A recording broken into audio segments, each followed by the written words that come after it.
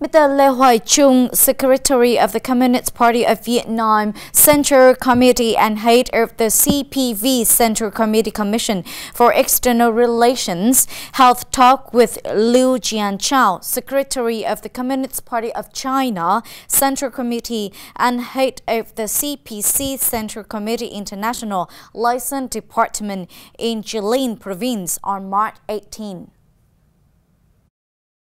The talks formed part of the Communist Party of Vietnam delegation's visit to China at the invitation of the Communist Parties of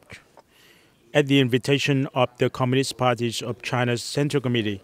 The two sides informed each other about the situation of each party and country, while looking back on the important strides in the Vietnam-China relations since the historic visits by Party General Secretary Nguyễn Phú Trọng to China in late 2022 and by the Communist Party of China General Secretary and President of China Xi Jinping to Vietnam in late 2023. They discussed orientations for realizing the common perceptions reached by the senior leaders, continuing to intensify and elevate the country's comprehensive strategic cooperative partnership, building the Vietnam-China community with a shared future that carries strategic significance, and making efforts for the sake of the two people's happiness, as well as peace and progress of the humankind.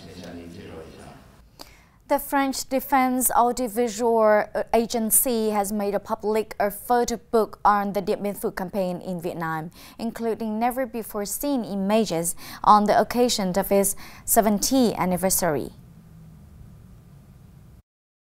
The 211-page book contains 162 photos, both color and black and white, recreating the historic campaign from March the 13th to March the 7th, 1954. On this occasion, the agency, where many documents and photos related to wars in Indochina are kept, has introduced the website featuring the Điện Biên Phủ campaign photos to the public. It has also participated in producing two documentaries on the wars in Indochina, including parts on the Điện Biên Phủ campaign. The agency is keeping up to 2,500 photos on the campaign taken by war journalists and a number of documentaries produced during the period. The International Watercolor Painting Exhibition, Colors of Culture, the largest of its kind in Vietnam so far, opened at Văn Miếu Temple of Literature in Hanoi.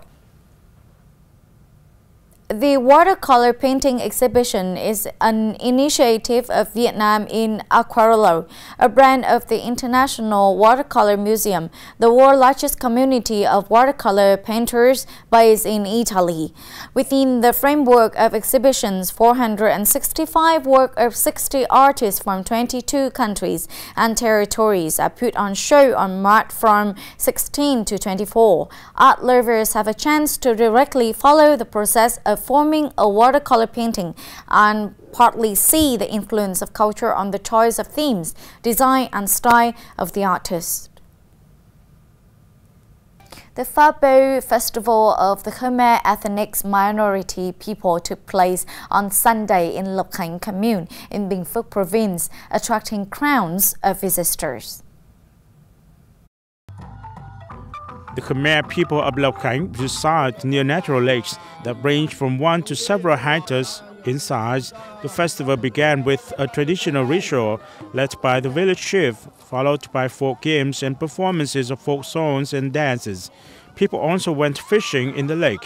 Those who catch the biggest fish are believed to receive blessings. They offer their fish to the village elders as a mark of respect and to thank them for their contributions to the community over the years. The fish are cooked and served to other families attending the festival. You don't need money to buy food, just bring some bottles or cans.